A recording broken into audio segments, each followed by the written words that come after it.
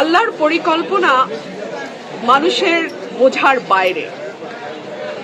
আল্লাহর এই পরিকল্পনায় আমার বাবা ৭৩ সালে আওয়ামী লীগের জোয়ারের বিপক্ষে স্বতন্ত্র নির্বাচন করেছিল। রব্বুল আলামিনের কি অদ্ভুত পরিকল্পনা, 2026-এ এসে ধানের শীষের জোয়ারের বিপক্ষে আমাকে স্বতন্ত্র লড়াই হাত শেষ করে দিয়েছে। আল্লাহ পরিকল্পনা এবং তার বাস্তবায়নের প্রক্রিয়া মানুষের বোঝার বাইরে। তো আমি দেখব আল্লাহর কি পরিকল্পনা। আমি এটুকুই বলবো, আপনারা দেখেন প্রতিটা মানুষের চোখে কতটুকু আশা, ভালোবাসা, আস্থা এবং বিশ্বাস।